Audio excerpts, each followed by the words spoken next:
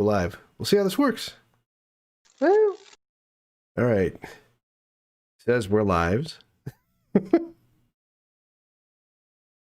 I hope this works, man. So I've got a chat here that I can kind of open up and keep an eye on while we're going. We'll see if anybody pops in and says, I can't hear anybody, or there's no sound. All right. So, the whole idea behind this was I've been seeing a bunch of chatter in chat and so forth. I don't like having faces covered. I hate that.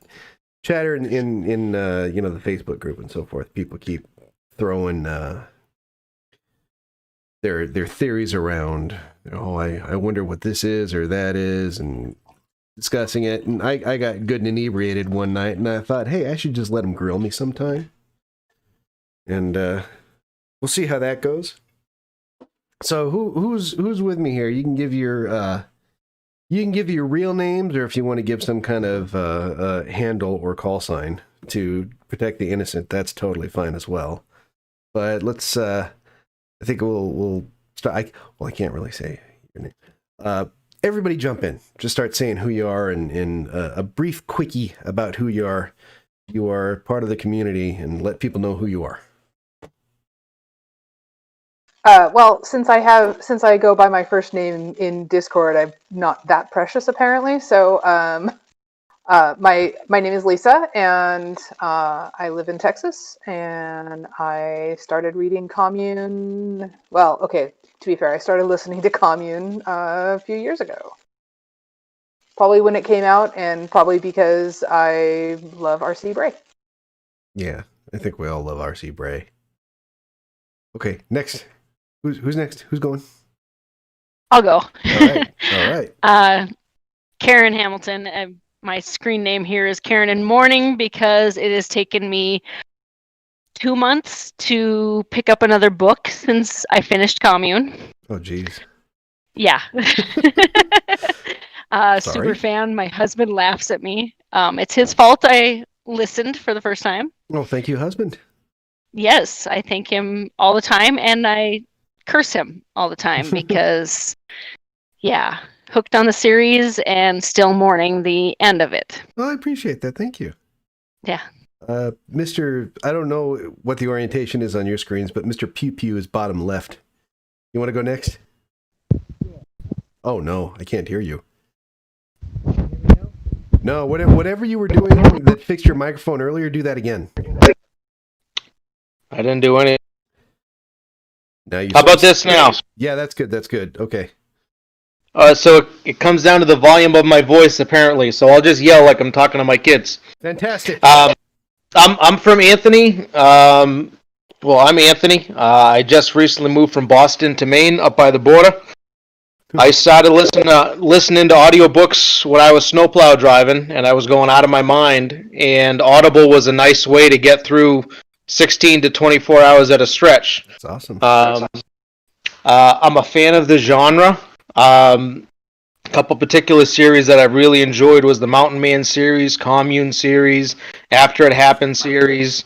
I just really like books. I like the stuff that you've written, Josh, and that's piqued my interest.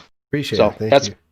Yeah, Mountain Man's killer, man. That was one of my. Well, the first one for me for Bray was The Martian, and then it kind of, Martian, and then what was it? Fear of the Sky. And then right after that, I found Mountain Man and kind of got on that train. All right, 20s. Mr. Dog Picture, you there? Yeah, I'm here. All right, man. So I'm Neil the Danger is my middle name. I'm just fucking with you. I go by 20s on here. I live in Portland, Oregon. I'm a network administrator. My dog's in the car making a bunch of noise. I started listening to Bray, which the first one I listened to was also The Martian, and then I just kind of followed Bray after that, and pretty much anything he reads, I read. And so, that's how I ended up in Commune. How's the puppy? Oh, good. He had like a hot spot on his back, and then, it's in an area where he had an amputated leg from cancer, so it's always that, Wow. oh shit, is the cancer coming back? But luckily it's just him being a dick and, scratching a spot forever. Okay. So, Yeah, 20's. He said, "Let's do this," and then I think like kind of last minute he found out he had to take his dog to the vet today. So we're gonna Yep. muddle through that as he drives home, and we get away from the car noises. yeah. Hey, so let's talk about some rules really quick. I had some that I posted earlier, but I think I'm going to throw that out because I like more just open, free discussion.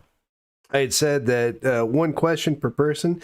I don't know if I'm going to do that. I was thinking about having like one person in at a time, but kind of a group thing. Maybe that works out better. Maybe it's more organic. I have no idea. But we'll try it. The only rules that I'm going to set are I'm not going to violate any rule that I set for myself when I started writing, which is, there's certain things that I'm just not going to fill in or spoil for the reader. But I will let you grill me with whatever questions about whatever books or any subject that you want, and I will answer it as honestly and to the best of my ability as I can. And I will try to do so without screwing up the whole premise that I've set for myself at the beginning, which is don't try to connect the dots or provide answers. So you can give me questions, and I'm going to do my best to avoid answers. So whoever wants to hit me, man, get me now. Let's go. I'm ready. So let's go with, we're going to assume that there's no holds barred on spoilers here. Yeah, I think so. I think people are just from the subject, what we're going to talk about. It's understood that we're going to be spoiling stuff. So if you don't want, there's a book that you. So we don't want to tell anyone that Jake dies at the beginning of book 4, right? We don't want to say that. No, that would be messed up. Let's not say that. But no, I mean, really, it's just. Expect spoilers. We're going to be talking about things in depth to whatever degree these fine people want to. So if that's no good, maybe you should bounce now. All right. Okay, with that pause. We're ready. We're ready. All right, so there's two questions that I've seen bandied about a whole lot, and I know that you're not going to answer either one of them, so I'm going to avoid both. Well, I'll do my although best. I might try to ambush you after more alcohol with them. Good call. Good call. So my first question is going to be, what was the hardest scene you had to write, and why? Was it difficult to write it, or was it emotionally difficult? That's easy. The rape scene with Amanda. That's probably, well, yeah. That I think still that stands as like the hardest thing I ever had to write, because it's so out there from where I'm at mentally, I hope. But when you write anything, whether you're writing an antagonist or protagonist, you kind of have to put your brain in their head and try to think with whatever machinery they have. And when you have to write a scene like that, that's a hard space to occupy. And I remember I wrote it early one morning. It was like before I went to work. So I knew it was going to be a tough session. So I got up probably at 4 a.m, got a ton of coffee to get myself all jacked up, and then just sat down and I tried not to think so much about what I was writing, but more what I have to write next. And I cranked through it, and I think it's a pretty long chapter, but I finished the whole thing in one sitting before I had to go to work. But I remember, like, I don't remember, there was no point where I was writing it and going, ooh, that's ooh. But I remember after I was done writing it, I had like an adrenaline rush. And, not in a good way. Like, I kind of felt like fluttery and my hands and shit were shaking. So that was weird. And that was like the most, I think for me, like psychologically impactful thing that I wrote, because it was just so uncomfortable. and there was other stuff that was kind of hard to write just because it was dealing with in the book, you don't know what part it is, but it's like dealing with shit that I've been, kind of considering, thinking about. It's stuff that we all start to think about as we get older. And that's kind of hard because then it forces you to look really deep inside yourself and confront a lot of shit that you try to avoid. But that scene was the tough one. That was really hard. I don't know if I'm going to top that for difficulty. Did that make it That was easier a great to question. write? Thanks. I'm sorry. I have a follow-up if that's okay. Sure. Yeah, that's cool. You're That's fine. cool. Did that make it easier to write the Udo scene with the sex worker? Because of the two, both of those make me exceptionally uncomfortable. So I didn't know if that was your gateway. No, the scene with Udo was easier for me to write. It wasn't that hard, actually. And I think there are a few there's a few reasons behind that. I think primarily because, okay, here's where I start tiptoeing around things and making sure I don't screw myself up here. A lot of what I was writing, or the purpose of what I was writing in the first book, was to demonstrate that Udo was doing as much damage to himself as he was the people around him through his behaviors and actions. And that scene, it may sound funny to hear me say it, but that scene felt much more mechanical to me than back in Commune, because there was a lot more stuff that I was paying attention to. Like, I was trying to convey several things at once. There's like I had to deal with the prostitute and where she would be up here, what was going on with Udo. I had to telegraph certain hints and aspects of his backstory that we don't really jump into in detail, but I need to provide enough to kind of like help you connect the dots. And I think because that was a much more technical experience for me, it didn't feel as I didn't feel as dirty doing that than I did the other one. And it's funny too, because people come back and they're like, man, that was some of the most disturbing stuff I ever read. And I was kind of looking back at it and going, really? Oh, okay. So I maybe my sensibilities need calibration, maybe. I don't know. Good. Is that anybody else want to attack? I'm not me? judging. I'm just asking questions. No, I know. Hey, speak up. Anybody wants to get me? You got me. I'm captive. Can't move. I'll have to So ask you maybe the question. Oh, go ahead. I was going to say, in the Commune series, we don't get a specific description of what happens with Jake and the pedophile, right? We're initially led to believe that he's sort of sent off on his own, banished, and later, told that that's not what happened. Okay, we're between the first and second books right now. All right. Yeah, correct. So no, it's the end of the second book, isn't it? The end of the. I can't. It's the second book. Yeah, it's the. I It's don't remember yeah. when the stuff With happened gifts. anymore. Okay, end of second book. Yeah, I got you, brother. All right. They're pretty big books. There's also things alluded to about Jake's past that gives us an idea that some traumatic things have happened to him. Yeah. Are those two things connected in why he handled things the way he did? Well, Things in his past and then him handling of that. handling what things specifically? Well, for example, you had the group itself. Oh, where'd I go? I can You're still still see there you and hear for you. us. Okay, I don't know why my screen just... Anyway, I lost you guys. Well, There you are. You're still here for us, so. Okay.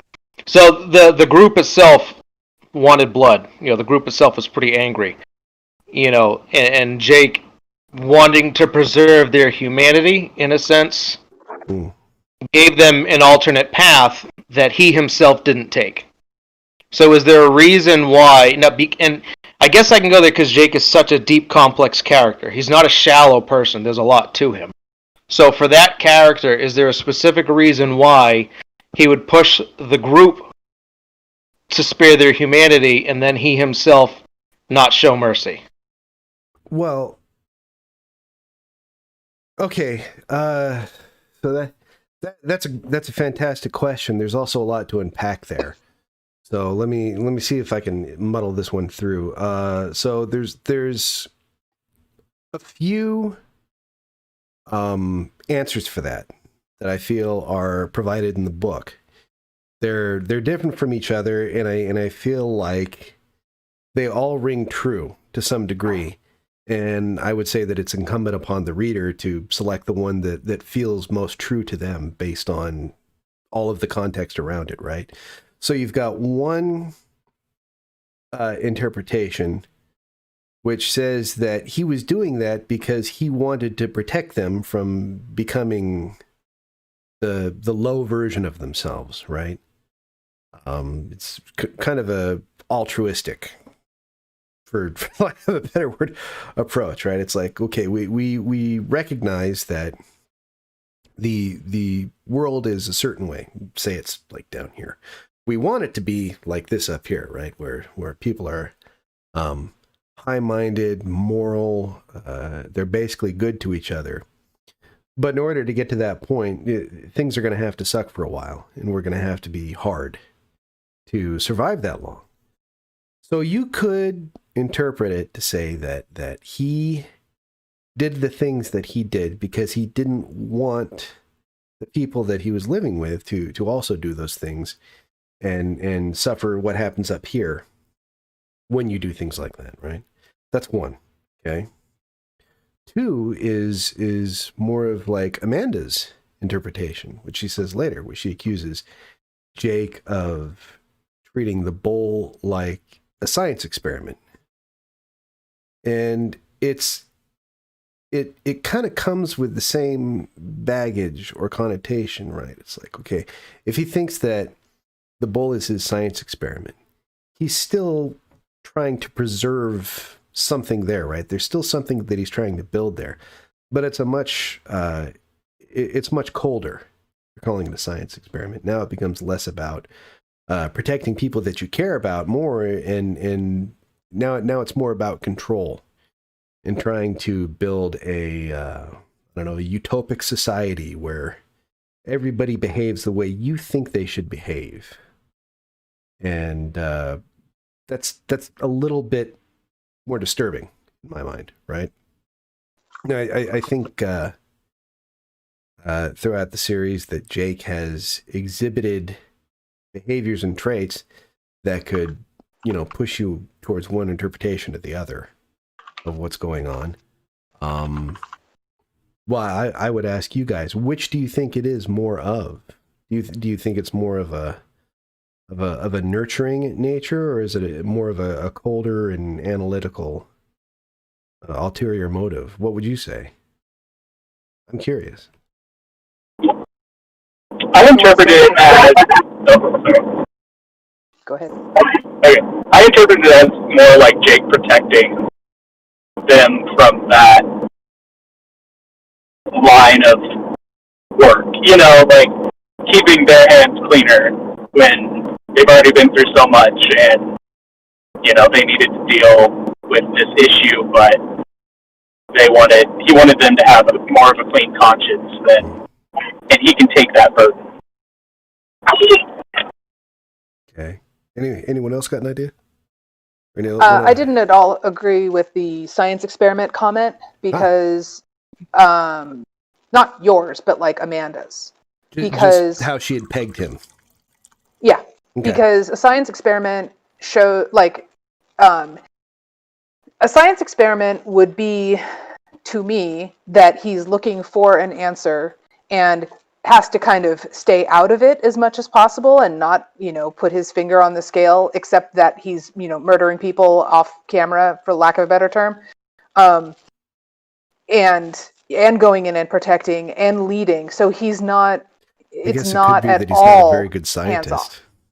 Could be, but that's why it doesn't strike me as even an attempt at a science experiment, so much as yes, control, and I totally agree with 20s, which, it's like he's going to do the things that he doesn't want them to do. Like, they have to straight out murder people too at the end, but they're not hunting in the forest for someone who's unarmed and, can't kill them, right, to take them out because they can't be fixed.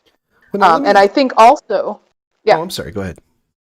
I was going to say, I think also that he knows that he himself can't change, and he's a little like Dexter at this point. Okay. Like, I'm going to take out the bad guys because I know that I'm not actually going to change much. I don't think they're going to either. Now let me Right. throw a wrench in or a wrinkle in that. In the end of the second book, he delivers this impassioned speech about why they shouldn't kill this person, right? And he gives what I thought were some pretty decent reasons why you wouldn't want to go there. Now, we're to accept that later he goes there anyway. Could we not look at that also as just, somebody having their cake and eating it too, or wanting to have their cake and that they want it both ways? Well, that's almost the stereotypical parent-child relationship, Okay. That right? that I need to teach you how to grow up, but all the stuff that I do, because I've learned and I know the consequence, he knows the consequence, and he's trying to protect them from the consequence. But that then raises So. the question, like, is he suitable for that role? Maybe he's just suitable No. because, people have chosen to follow. It's the consent of the governed. Scary Sort of. set of circumstances.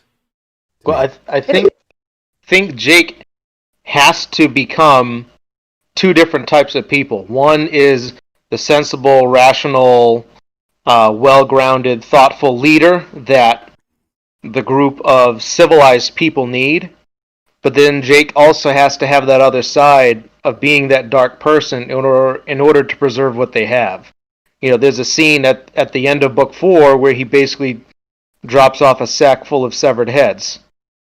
Nobody but him could have done that. But this is the same person who, would go out of his way, demonstrating with the pickaxe, burying it in the dirt, just going out of his way to create teachable moments.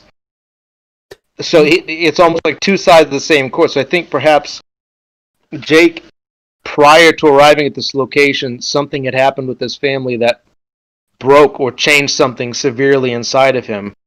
So he's going to carry that weight because it's already broken him and changed him into that, if that makes sense.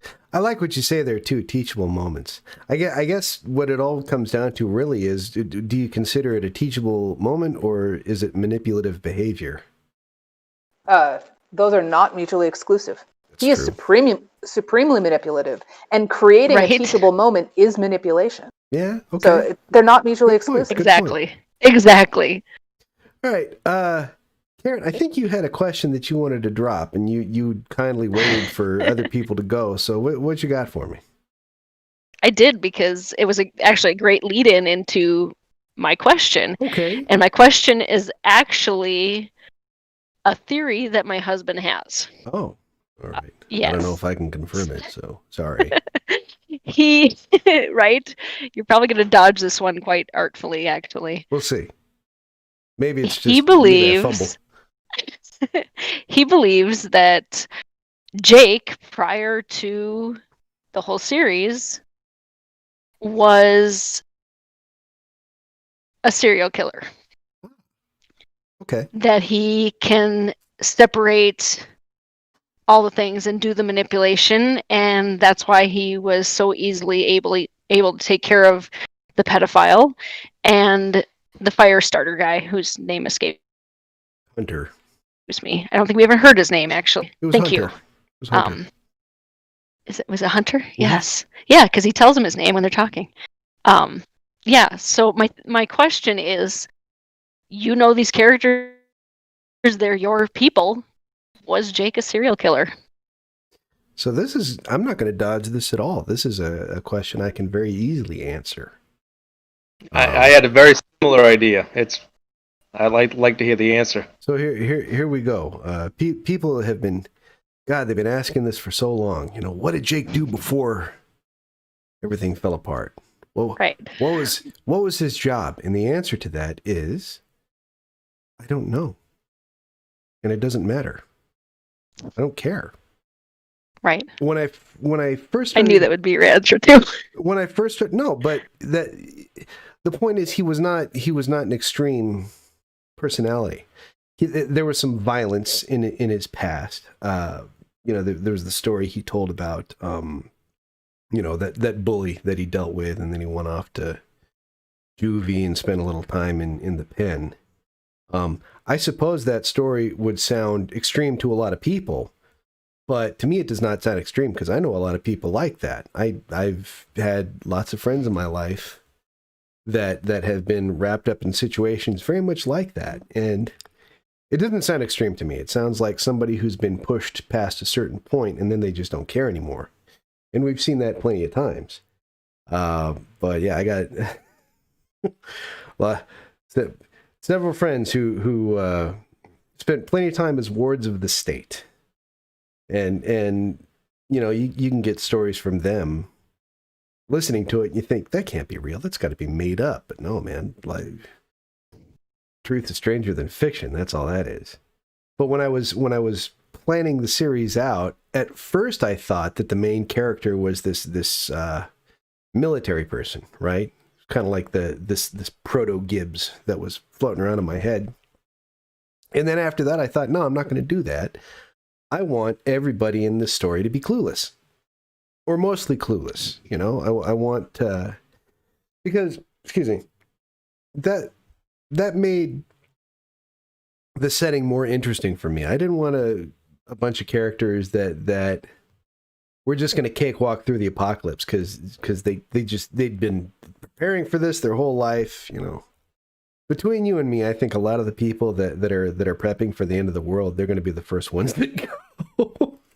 And it's not because they did a poor job preparing or that they weren't properly set up to deal with whatever. It's just that whatever it is that comes, if it's a big one, there's really no amount of preparation that you can do for every eventuality. It's going to be something, and it's going to get a whole ton of people if it happens.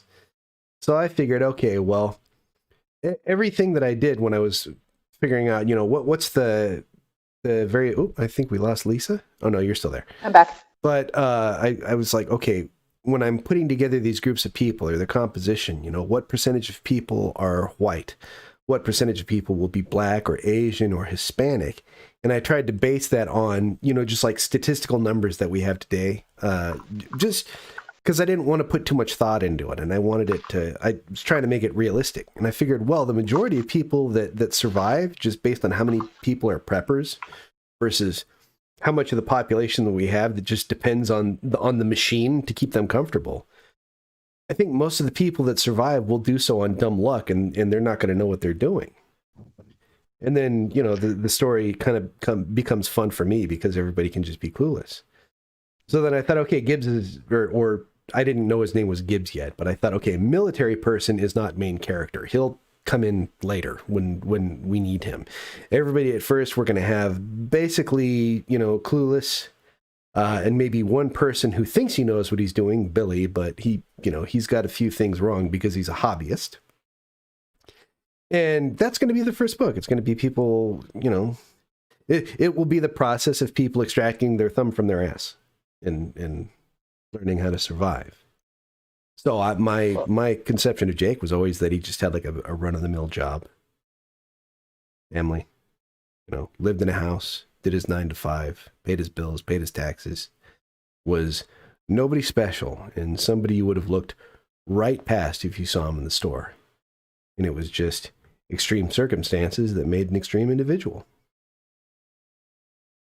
Is your answer? Is Jake an assumed name? What do you think? Oh, I have my theories. I wanted to hear what you had to say.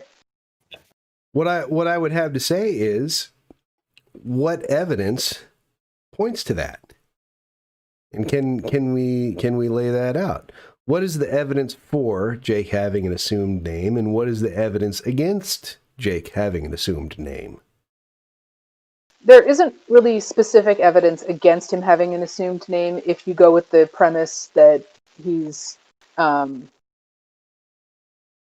Isaac.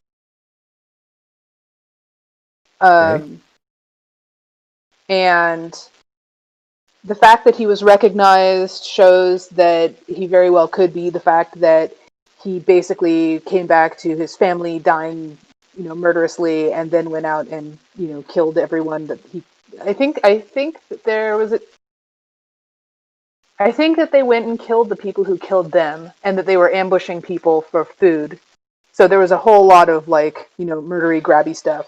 So that's Ronnie's backstory with Clay. Yes. When they were sitting at the Lead Devils. Right. And yeah, they were the person that they were with, Isaac, he had talked him into marauding people going through the city. Right. Yes, that's right. And then they lost everything because so one of the big theories which I subscribe to is that Jacob is Isaac of that, and he got his head straight, sort of, kind of, except he's kind of gone into the broken path that he had, that he was talking to the two girls, his daughter and his wife, and I don't remember if the names lined up or if they were even mentioned. That's this is greater detail than. I think I wrote names. You wrote names in when talking to them. I don't remember if you wrote names in Ronnie's backstory or not. So that, so if you did and those names correlate, then I think the only reason that you would share that story from Ronnie's backstory with the names being the same is that there's supposed to be a correlation there. To some degree,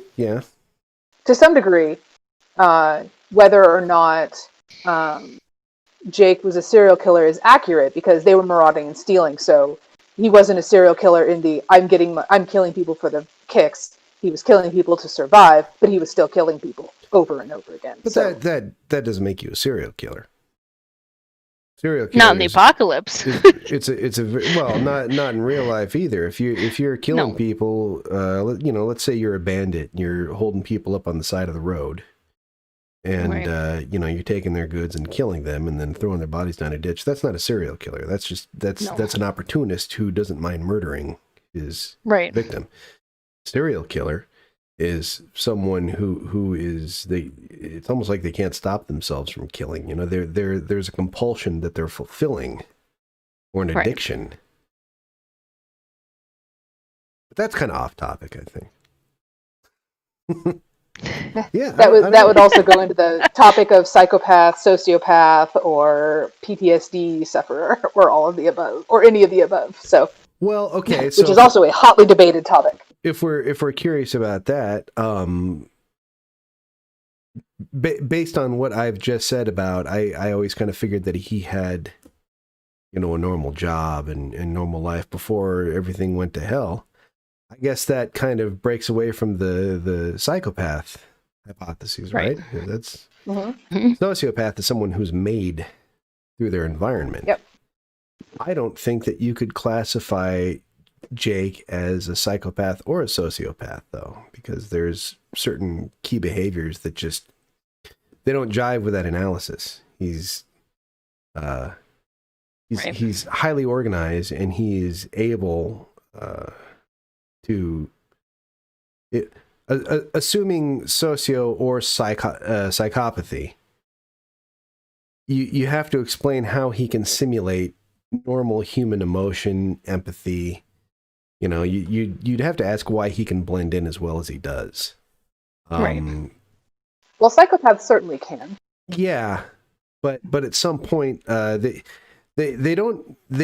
they tend not to be when you're dealing with somebody that you're. I'm thinking of Ted Bundy right now. When they're dealing with targets, right? People that they want to inflict hurt on. If I'm remembering correctly, it's like they can't really hold it up for long. Or maybe that's a sociopath. They can keep that facade going. Whereas they have their normal life. It's like they compartmentalize. I'm talking myself into believing that Jake's a psychopath. They can compartmentalize, right? They've got their home life with their family and kids, and they all seem normal. And then over here, they're making skin suits out of people.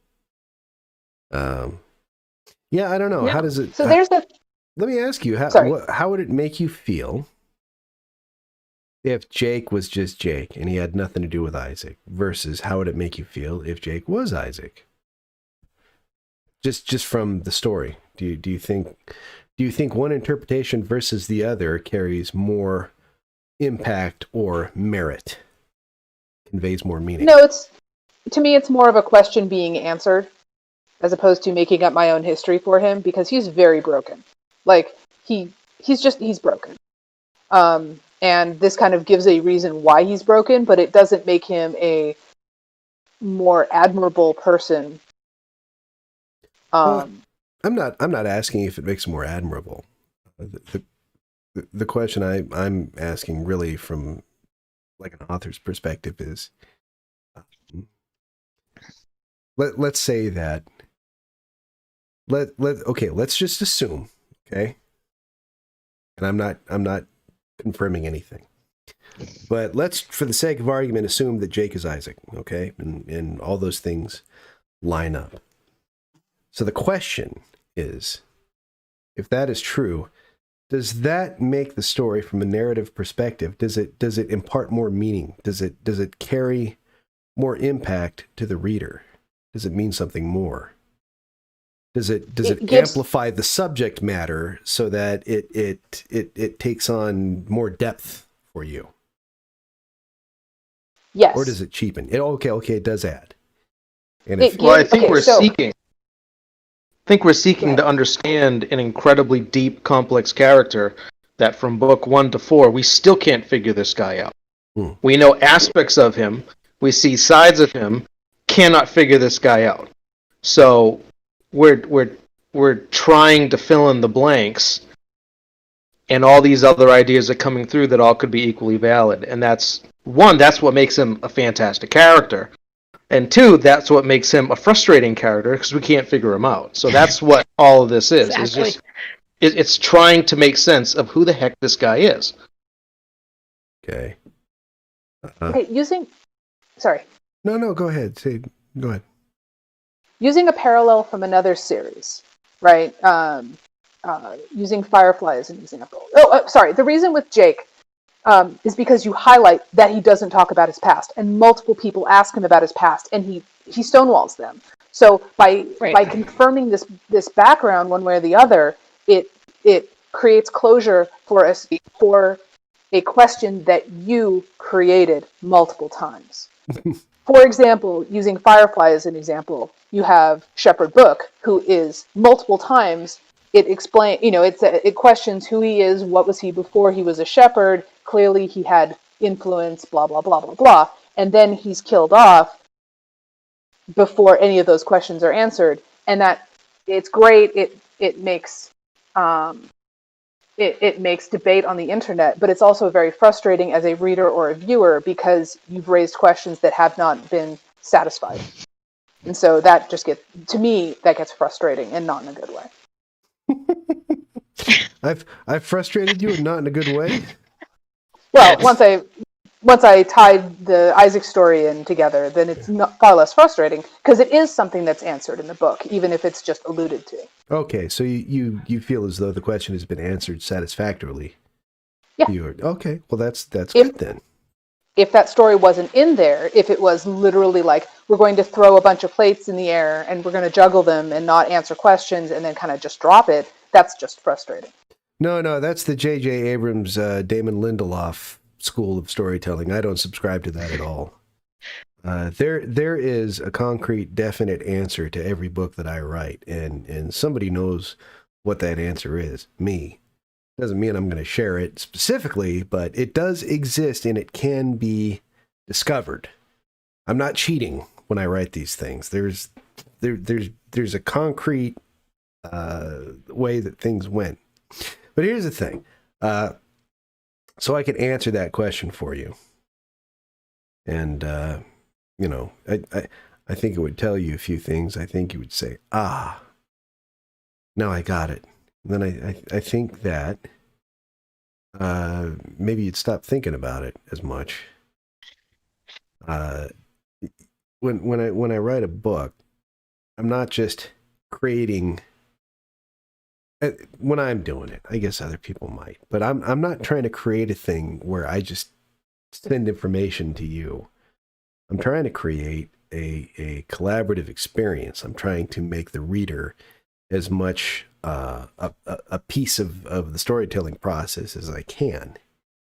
And this is one of the ways in which I do it is you know, I'll pop up things and let you notice it and try to catch your attention with it. Just have it, you know, not make a lot of sense or have it come out from left field, but I try to leave enough information spread out among the work so that you can go back and look at it and say, oh man, okay, I think I see where this is going. And one of the reasons that I answer your questions with questions when it comes down to, you know, was X equal to Y is really just I don't want to say what it is. I want you to land on the answer that feels the most true to you. And then that's yours. That's your part of the story that you created, that I had nothing to do with.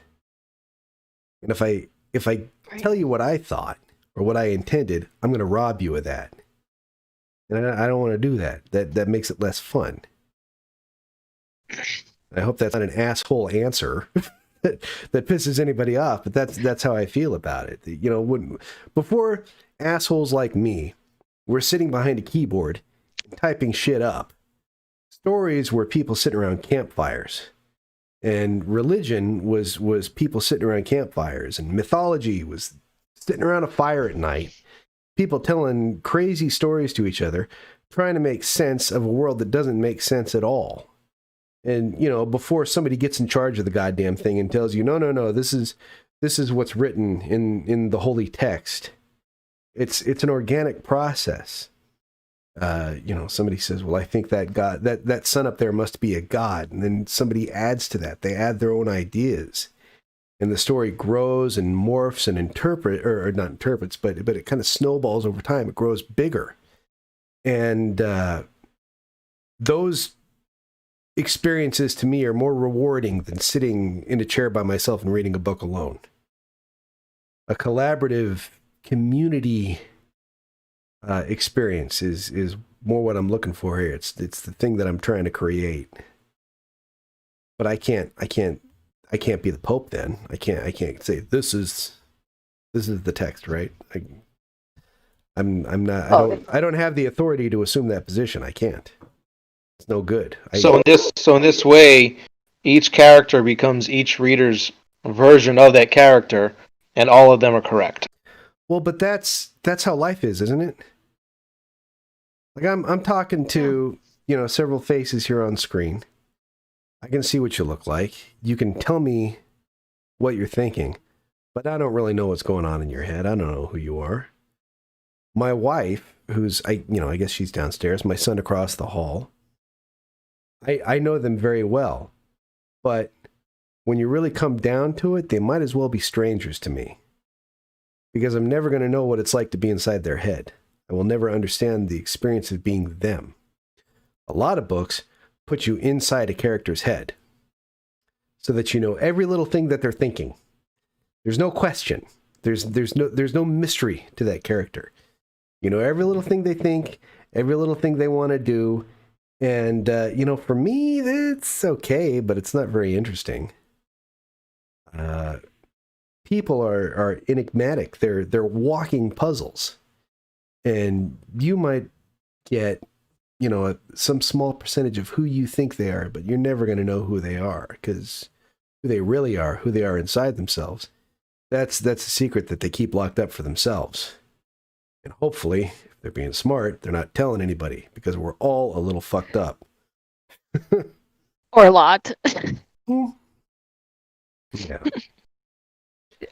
Now, question for you. When I started listening to Commune Book One, the first thing that stood out was the method of storytelling, where rather it just be a regular narrative, it was like an oral recorded history.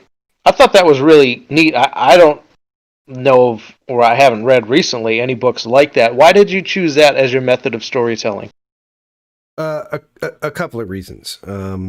There was one, and it's the easiest answer, is really just when I started dreaming up what the story was going to be. I kind of started at the third book, and like that was like what I wanted to write. And then as I was mapping things out, I kind of realized that there's a huge number of characters in the story, and the hypothetical reader, because I didn't have an audience at the time, nobody knew who I was, wouldn't have any clue who all these people are, and they wouldn't care about any of them. So I was like, okay, well, I need to, I can't just jump into, here are these large factions, and they don't like each other, and now they're going to fight, because that would be just giant pages of exposition, right? It would be like, here's this character, and now I got to go, several pages into backstory so that you give a shit. I just thought, I'm going to go back in time, and I'm going to start at a certain point with just a small number of characters, and I'm going to grow the group through a couple of books, and then I'm going to take the third book and grow this other book, grow this other group or a couple of other groups, and I like slow burn stories, so I knew it could be a slow burn anyway, so that was like reason one. It always seemed to me that the first and second books were historical. They had happened in the past. So I thought, okay, I'll just write them as something that happened in the past. The other point, though, is that with a first-person narrative, right? It's almost like, compare those books to like a found footage movie, like a Blair Witch Project, or the conceit is that somebody's holding a camera, and this is how we're getting all this. So in the book, the conceit is, well, we want to preserve our history. We want to write stuff about who we were. But it gives you an avenue into the construct of the unreliable narrator. It's the person who, well, I'm telling you how this is, but that's not necessarily how it is. Maybe I'm not telling you straight, or maybe I'm leaving a few things out strategically because I don't feel very comfortable sharing them. And to me, that enables me to create the kind of story that I want, where it requires you to do a little of the legwork and fill in some of the gaps. Hopefully not lazily on my part, but it's collaborative. But it also, I think, adds a sense of realism, because everybody's an unreliable narrator, right? It doesn't matter if somebody tries to tell you something that happened to the best of their ability with all the details intact, they're still going to screw it up, right? And I kind of remember when I was a kid, they had this demonstration when I was in school. And it was like, remember DARE? Like DARE officers would come in and say, don't do drugs. And then they'd go away. They'd give you like a little sticker and a sucker. Don't do drugs. And then we learned about all these wonderful drugs and said, where can I find the drugs and do them? But there was like a demonstration that they did. And it was like, what you perceive versus what actually happens. And the cop was standing up, he's talking to the class. I remember his name, he was Officer Polahonka. And right in the middle of him talking, some dude who was like his buddy or working with him runs in, steals something off the table, and runs out again. Okay? I think this is like a classic exercise. Like lots of police do this. So the dude runs in, steals something off the table, and then runs out again.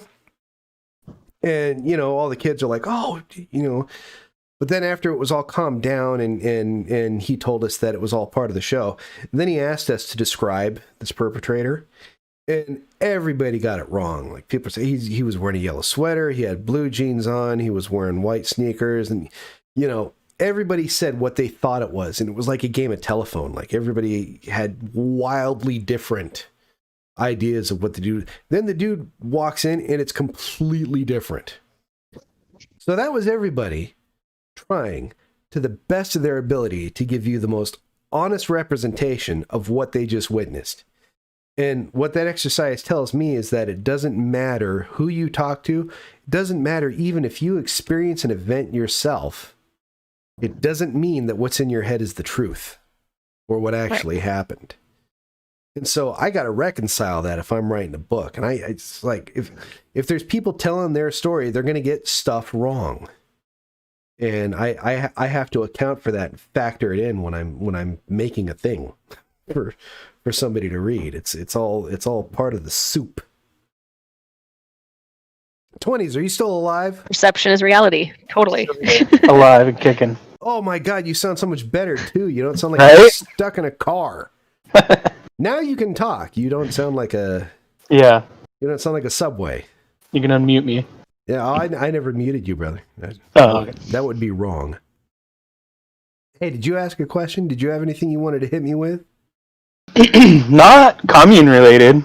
I don't care. A lot of people are asking commune questions, but Well, I think I that's had my some, most popular series, so I understand. well, yeah, of course. I get it. Nobody wants to ask about my other stuff. I was going to ask about All Gifts Bestowed. Yes, sir. Go ahead. That's one of my favorites. I'll probably be less circumspect about this than I am about commune. Yeah. Yeah, it's a little more not as many unanswered questions, but still some. Yeah, I think so. Yeah. Yeah. So I know you work more in the programming tech field. So did that really because the story in it was you wrote something when you were a kid, right? And then yes, that's part of it. yeah, about quantum computers and all that.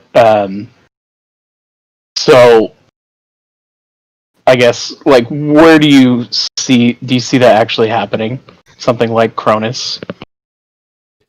Yeah, that's why I wrote the book. Well, yeah.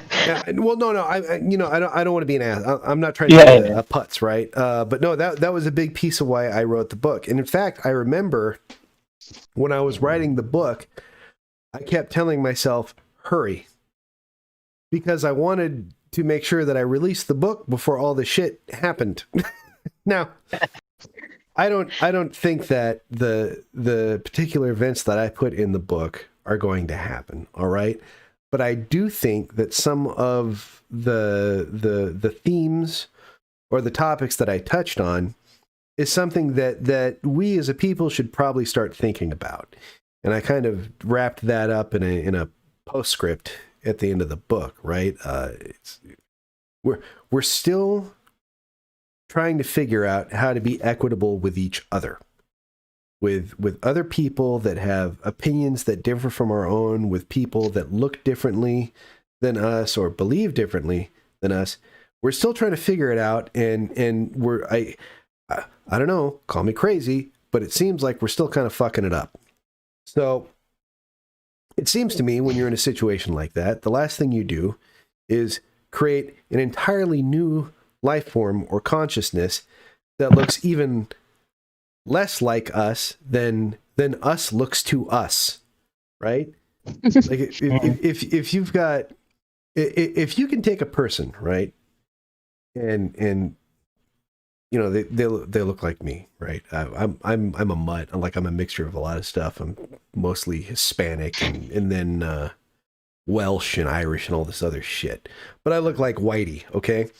If you take me, if you take a person that looks like me, right, you can put him in a room, and then you take a black man, put him in the room, and they can look at each other and go, that person's spooky because they look different. Okay, those are two humans, and they're different in the most superficial way imaginable, and they still go, right? And that's not me being foolish or Pollyannic. Like, that happens, okay?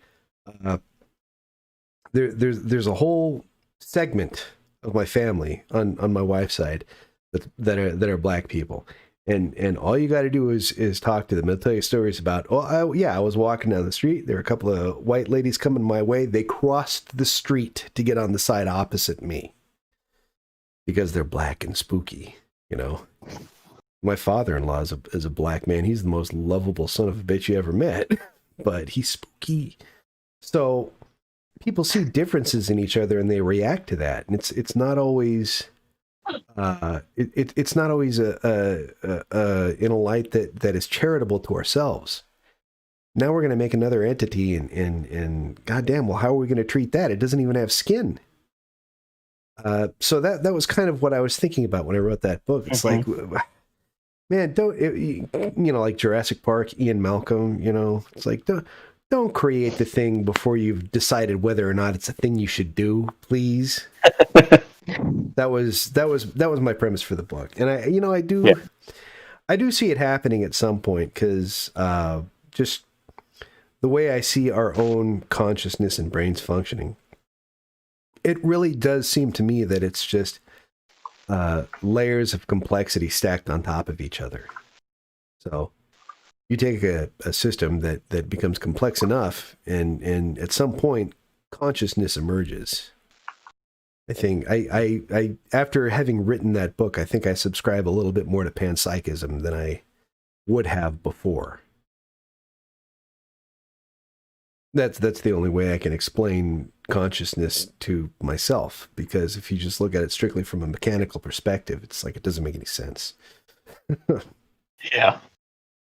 And I think it would take a Dora to get people to feel like an AI could be a person. Yes, I think that in order for people to empathize with each other, they have to see themselves in each other. So that would have been Cronus's grand plan, right? It's like, okay, you don't want to, if you're going to look at me and I'm some kind of like Frankenstein marionette, you don't want to ascribe personhood to me. That's fine. I'll create a thing that you cannot distinguish from yourselves, and then let you decide what you want to do with that. It's kind of like a curveball he just threw, Cronus is an asshole, I think, ultimately. Well, and speaking of assholes, Marcus was my me, essentially. You're Marcus. yeah. I'm sorry, man. I don't know if Marcus is an asshole. I just think that he's an engineer that's locked into. I know Marcus's, and I don't think they're assholes. I know how they think, and you learn how to deal with people that operate on a certain keel. And I would like to say that all of the office scenes that I wrote in that book were some of the most enjoyable that I've ever written, because it was essentially just taking experiences that I'd had working as an engineer in the avionics business in a corporate structure, and putting a little bit of a sour twist on it and then sticking it out there again. That was fun to write. Yeah, that listening to it was like, holy shit, this is me.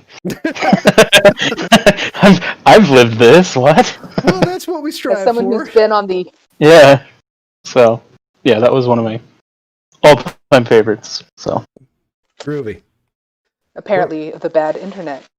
As someone who's been on the end of the condescension spectrum of engineers to everybody else, it sucks. Okay, can you explain what you're saying? What do you mean? Sure. When you're talking to an engineer, software engineer, other engineer, whatever, highly, usually extremely smart, sometimes highly educated, who comes across in any question and any conversation like they are inherently better than you.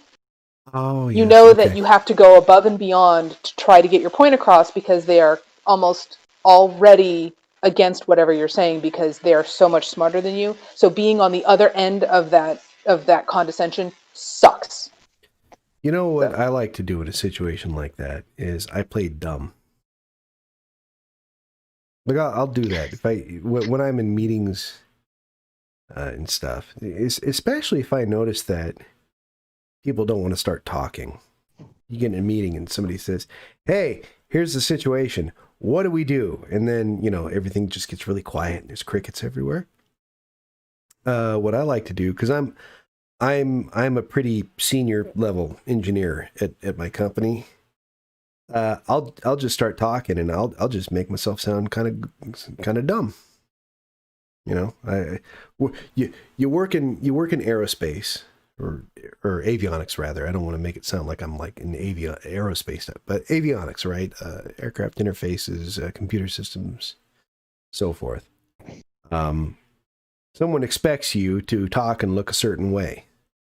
They probably don't expect you to talk and look like me.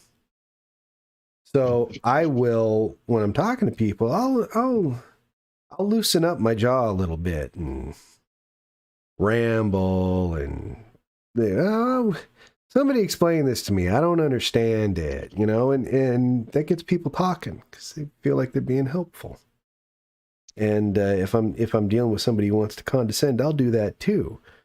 But what I'll do is I'll just keep asking questions, and hopefully, if I'm lucky, I can kind of get them to land on the answer that I want them to.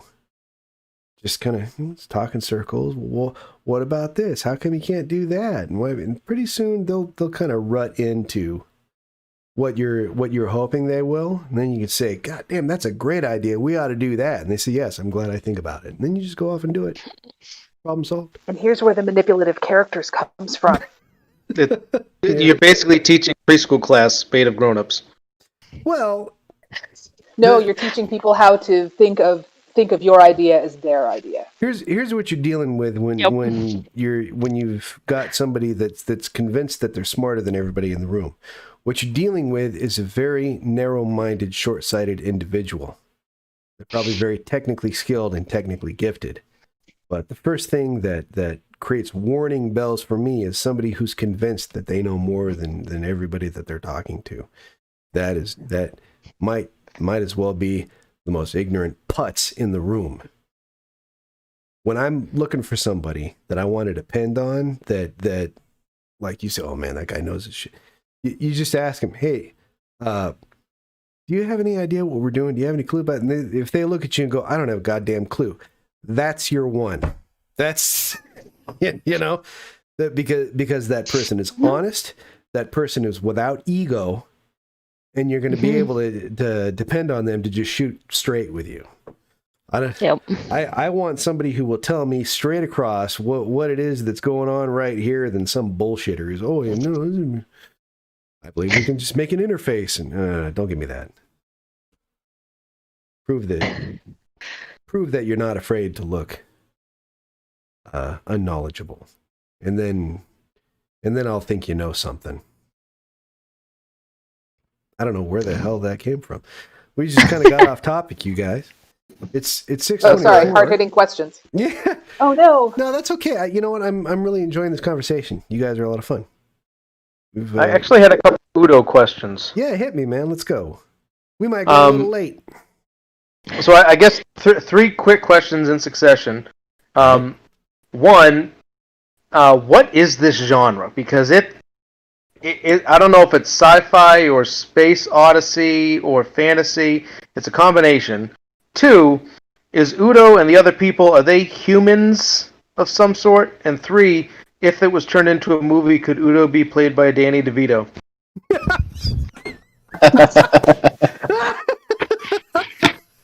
Danny, Got my vote. that is an awesome choice, man. Danny DeVito's a little old now, but my God, what a fan! Oh man, I'm picturing Udo talking with Danny DeVito's accent now. Oh my God, Can't unhear. that's awesome. Okay, so genre. I don't know. I go through these same goddamn circular discussions with my publisher when I write a book, and they tell me, "Hey, how do you give us a blurb? What is this book? How do you describe it?" And then you go, you know, I just spent 7 to 9 months writing this fucking thing, and you want me to condense it down into a few sentences? I can't do that. Udo, is it science fiction or fantasy? The answer is yes. I think it could be either. I think that my answer there is just as annoying as it is for anything having to do with commune. I think it's what you would prefer it to be. That's why the story was interesting to me to write. I think if it had just been locked into it wouldn't be strict. Would it be sci-fi or like sci-fi opera, or I don't know. If it had Space just opera? been that, or if it had just been fantasy, I think I'd have been bored. But if I could find some way to combine the two and present it in a way that seems to be unique, then I start having fun with it. I really hate repeating myself. I hate repeating stuff that other people have done. Although, the stories that I'm writing are not that original, honestly. Oh, but they are. Well, okay. I beg to differ. I get why you're saying that. I understand, and I think what's causing that is because of how I write the story. I think it's because of, I'm going to speak as much as I can without like ego in this. I think it has to do with how I write characters, and that I take steps to leave certain things open-ended so that you have to fill in the blanks. And I think that's what adds the depth that a lot of people seem to enjoy. But if you look at it, like the premise of the story or the setting or what's going on, none of this is new stuff, right? It's like, okay, I've done a post-apocalyptic story. Yay. There's plenty of those. I did a story about an AI that suddenly gains consciousness and starts taking shit over. Okay. That's been done. That's been going. And Udo is okay. Spoilers. There's a bunch of people living in a generational ship. Well, shit. They've been doing that since the 40s, the 50s.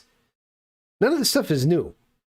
It's just I've found something within that setting that interests me for some reason. In the case of Udo, I really like the idea that the technology for these people living in a tin can is advanced enough that you could describe everything through mythology, religion, gods, and mysticism. And I never have to get away from that. There's never any point, and there's not going to be, I'm writing the third book right now, there's never going to be any point in this story where we have to make that leap and go over to, okay, this is like the mystical description of everything. Now we're going to go through the clinical, technical, these are the machines that make everything. Oh, fuck that. All the way up until the end, you can have it be that everything is described from a religious experience. And I love that because there's that balance, that duality there. There's a lot of people who are deeply religious. They believe very much in their God. The practices and the processes that they maintain as part of their worship. There's other people that look at all that stuff as kind of well, shit. Why don't we just go there and say the opiate of the masses, right? And then there's people that don't care one way or the other.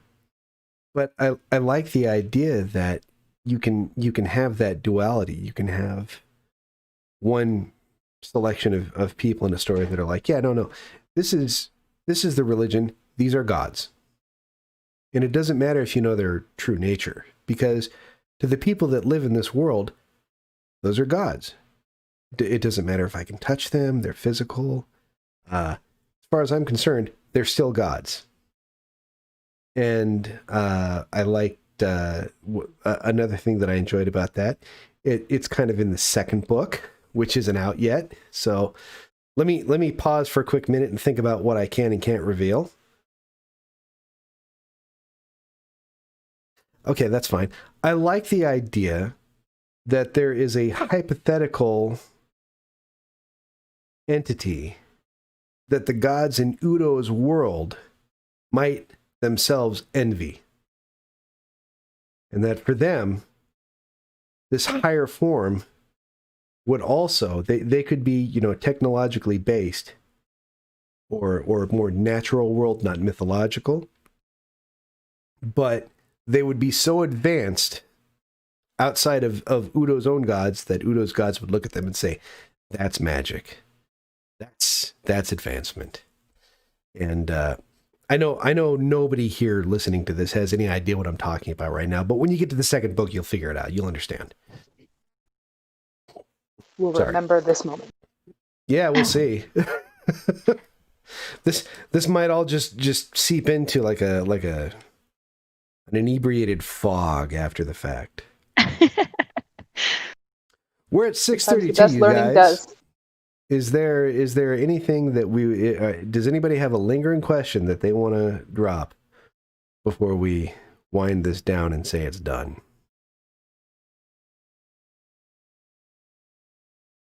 I'm good. I hit the high points.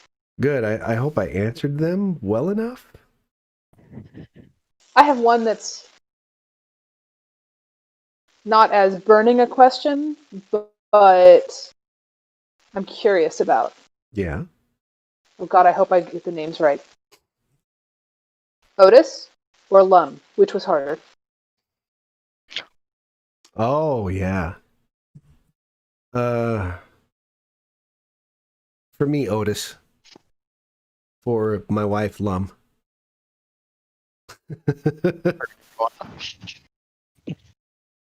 20s, what? What'd you say, man? I said for most people.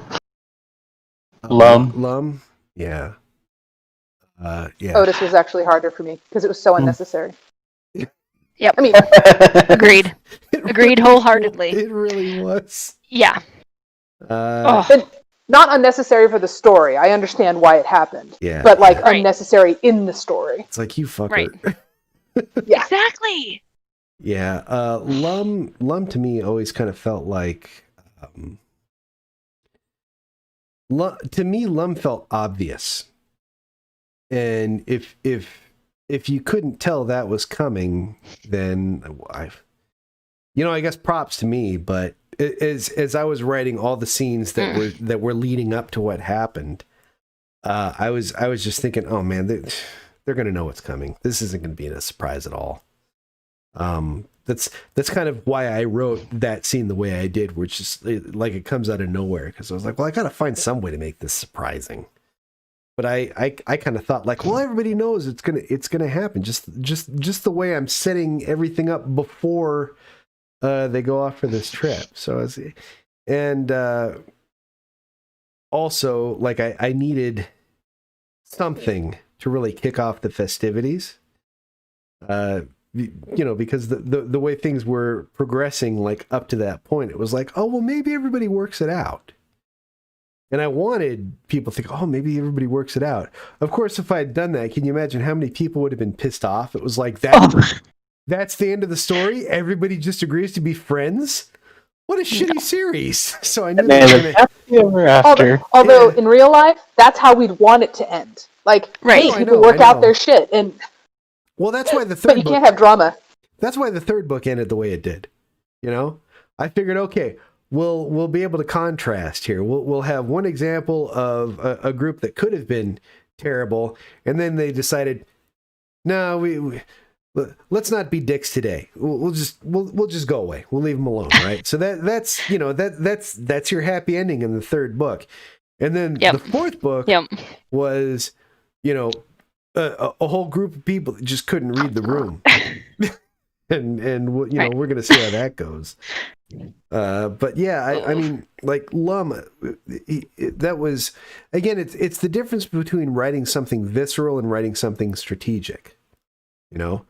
Amanda's abuse versus what was happening in Udo with the prostitute.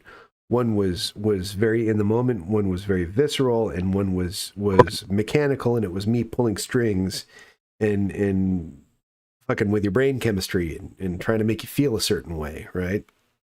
In Commune, for me, writing the Otis scene was tough because I really liked that character. I liked that guy.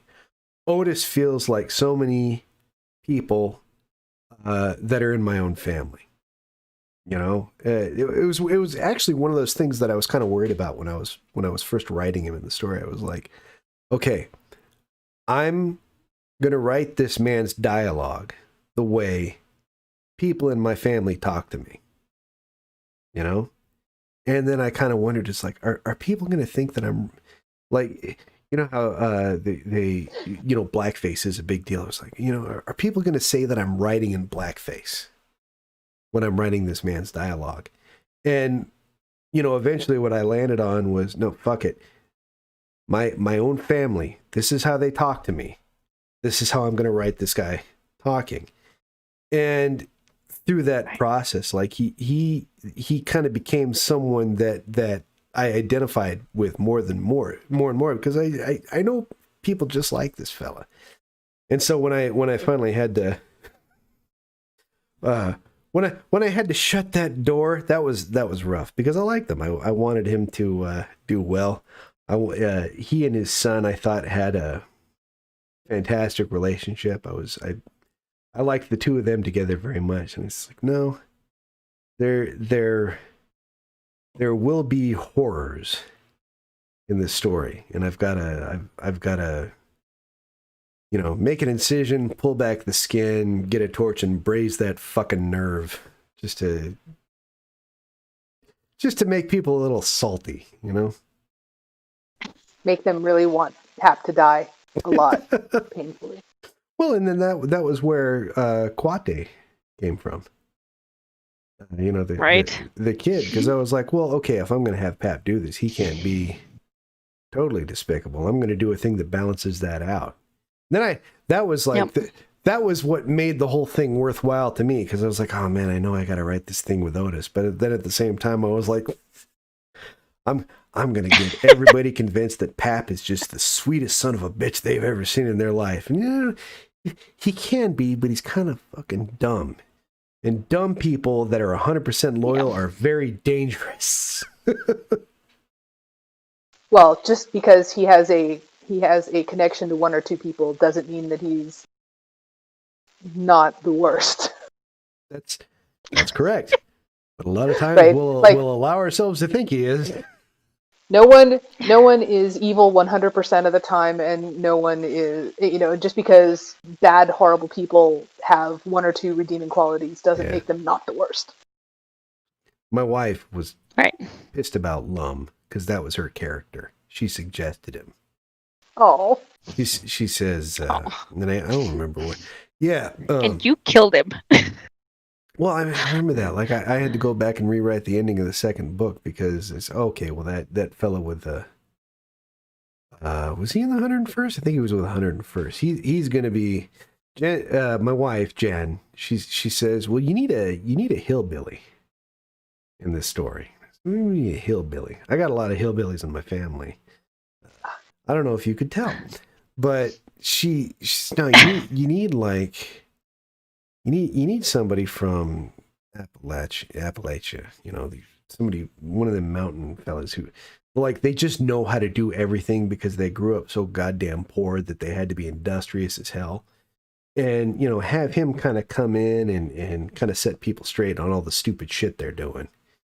And I thought, yeah, okay, well, yeah, that makes sense. And then I didn't really know a lot about that culture, so I had to go and do just a shit ton of research on it to make sure he wasn't a cartoon. And then, right. I think it was through the process of that where I understood it's like, he must die.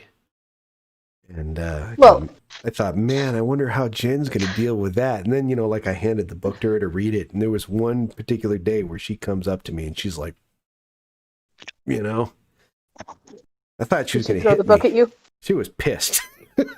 Ay. I think we all were. Yes. Sorry, guys, but you know, I'm there's work I'm doing here. I'm doing some heavy lifting. Some eggs. I mean, in a way, cracked. it's necessary in a way. They can't all come through unscathed.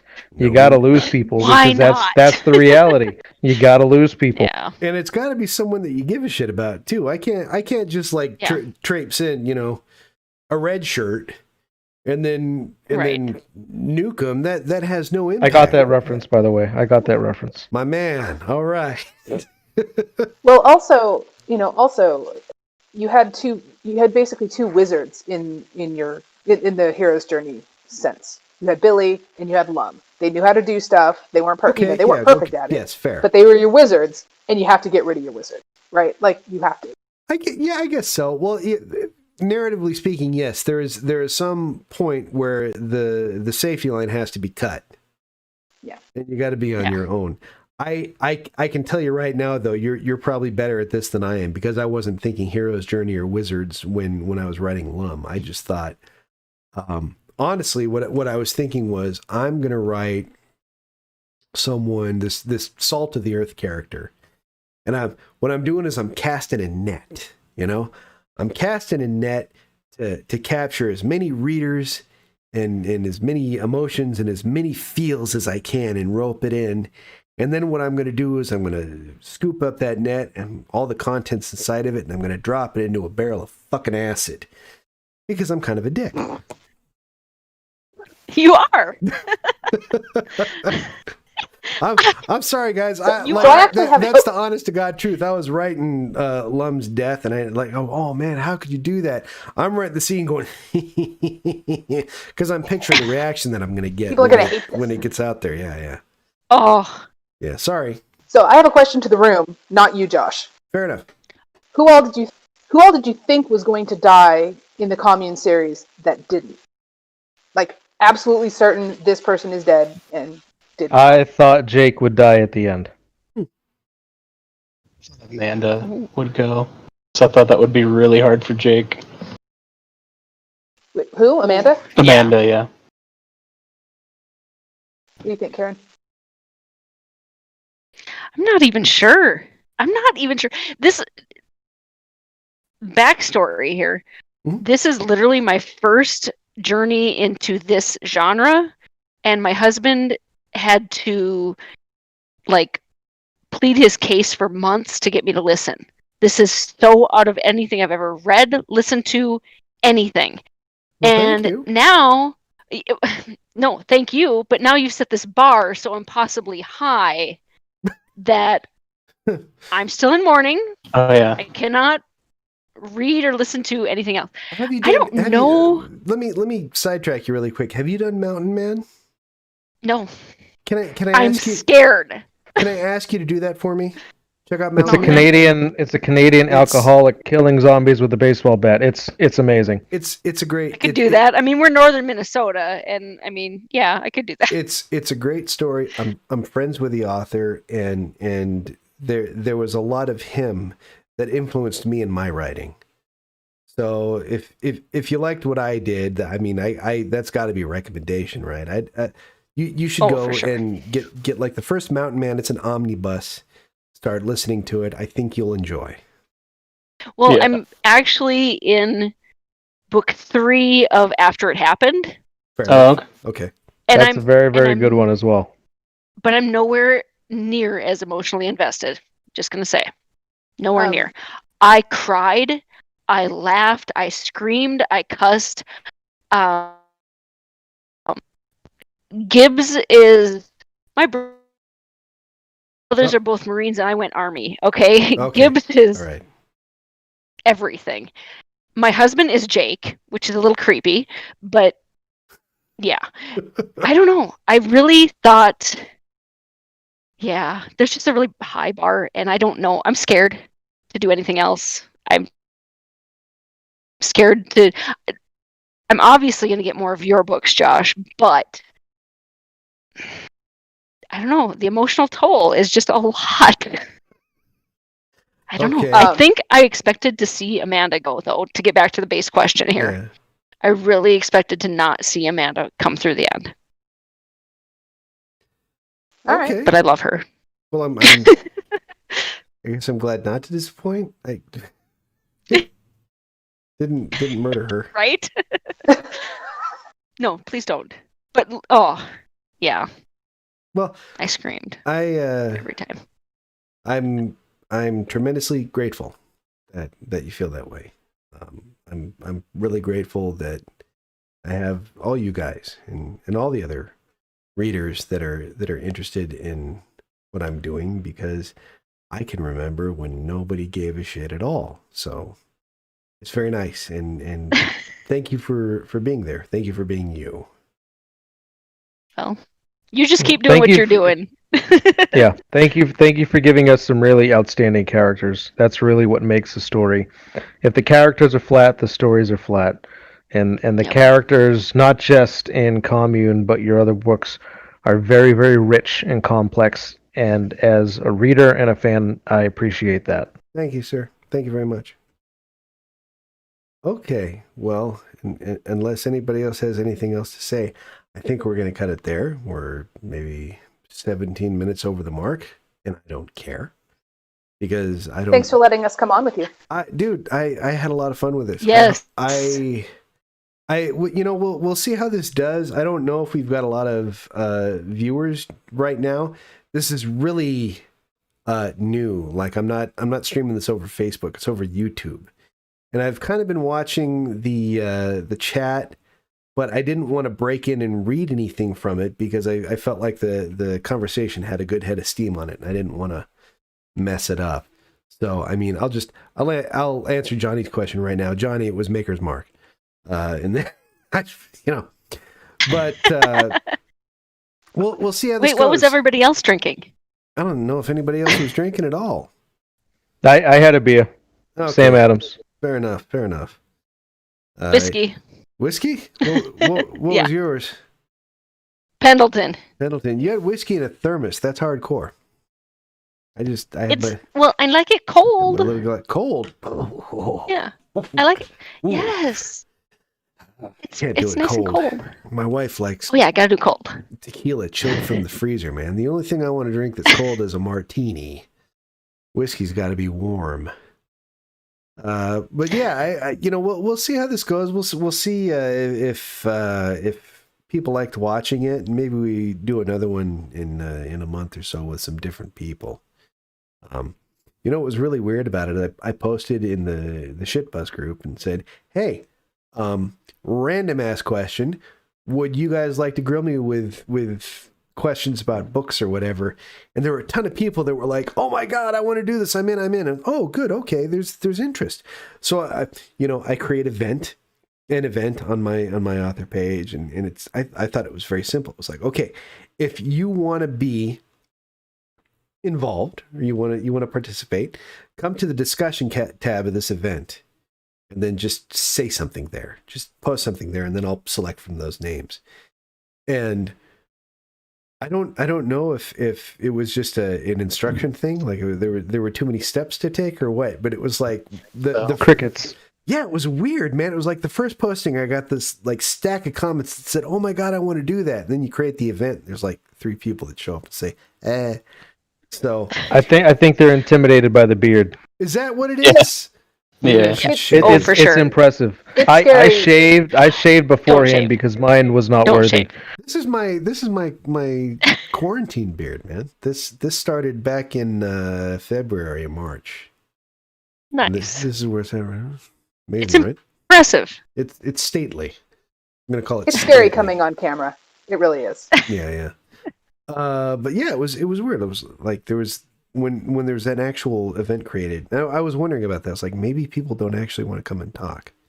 Maybe after seeing this and seeing how this went, because I think it went very well. What do you guys think? Did you enjoy this? Do you have fun? I think it was awesome. Yeah. This was great. Oh yeah. Great, good. Yep. I'm glad everybody enjoyed it. Well, we'll see what everyone thinks, and maybe we come back and do it again, or maybe you guys come back and we chat again at some point, huh? We'll prime the pump for you. That's awesome. All right, I'm gonna let me see. Awesome. I'm gonna do some things here. I'm doing some housekeeping. There's a bunch of different windows I have open that I have to disconnect things. I'm not going to disconnect from you guys just yet. I'm going to take a minute to thank everyone once the stream is done. So I think I'm going to end the stream here in YouTube first.